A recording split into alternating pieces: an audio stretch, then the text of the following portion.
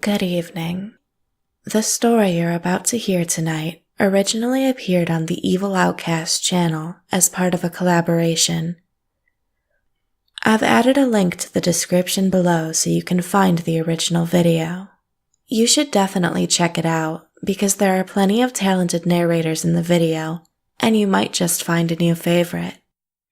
Anyways, sit back, close your eyes, and enjoy. Ever wonder what your pets are thinking? Ever wish you could talk to them or have full-on conversations? I did. Ever since I was a kid, I remember watching cartoons with all the cool talking animals, and I wanted to live in a world like that. A world where my animal companions could tell me about their lives, their day, every aspect of their being. I got what I wanted. And now I'm going to kill myself, because knowing how they feel about us, knowing what they really think of the human race, is far more terrible than anyone could ever imagine. It all started 2 weeks ago. I was just wandering around downtown late at night. I had gotten off of work and didn't want to go right home, so I went out for a stroll. Seeing the life and people on the street always made me feel alive. Along the way, I met a man. He looked homeless. He asked me for a few dollars. I opened my wallet, and the smallest bill I had was a 20. I was hesitant. Now, most of the street kids in my city have an act to go at their request. Some will sing, some will tell you a poem, some will tell your tarot cards. This man, apparently, would grant wishes. That's what he told me anyway. I thought, okay, what's the harm? The guy is clearly full of crap, but I was feeling generous, so I handed him the money. He smiled and asked me what I wanted as my wish. I thought it over.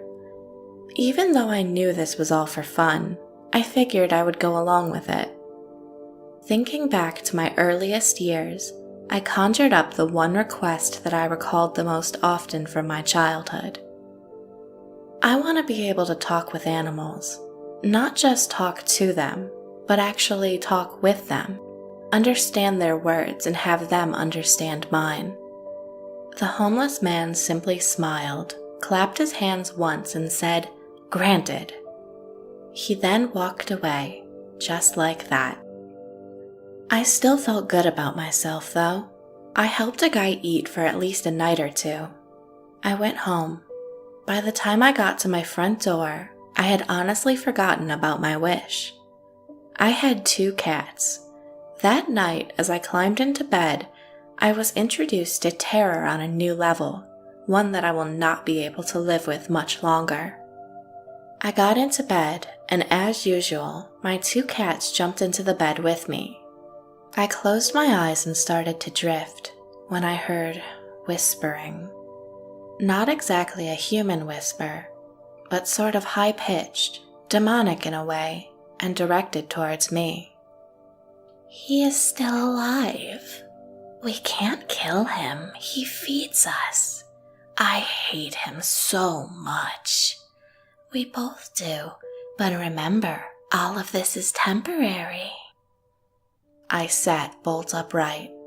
I turned on the lights and started searching the house. Clearly I was imagining this. I lived alone. I knew I turned off the television. Those voices were right next to me. I honestly had no idea where they were coming from. I looked everywhere. No radio or television was turned on. I tried to convince myself that I had started to drift off to sleep and that I'd imagined it all. I took a couple of sleep aids, turned on the television, and slept on the couch. The next day, I went to work. As I was walking through the downtown park area, I heard a gruff, deep, and purely evil voice. "I want to bite off your fucking little face. I want to rip open your throat. I'll lick your ugly, hairless face for now. because soon enough it will be my teeth in your face. I looked in the direction of this horrible litany of threats and saw a large German shepherd licking its owner's face. As it licked and panted, it continued to hurl fierce and angry threats at its owner. I thought back to last night. I thought back to the wish. I thought about the two whispering voices in my bedroom. Could it be? Could it be the animals? From behind me, another whispering voice. Die, die, you piece of shit. Die so I can eat you. It was another dog, looking intently into the face of a homeless man. The homeless man had the dog on a rope leash. He was passed out, leaning against a building. His dog was standing just inches away from his face, all teeth. I pushed through the workday. That night, I got home. My cats were both sitting on the couch, looking at me.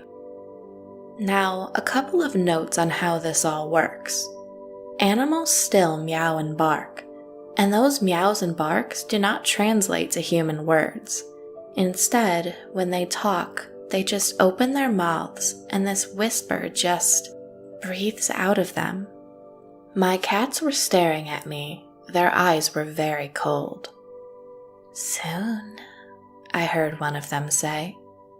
I hate him, replied the other. He will taste good.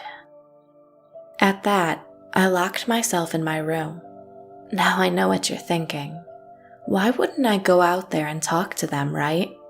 Try to get to the bottom of their apparent dislike.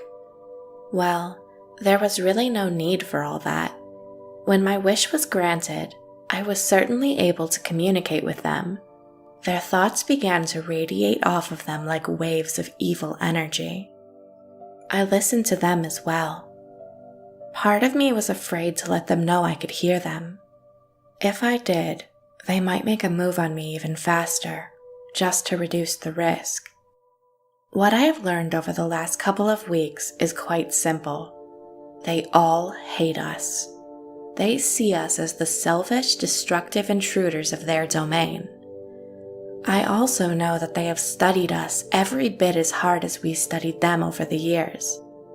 Certain animals can even tell when people are going to die, almost like watching our auras dim as we get closer to death.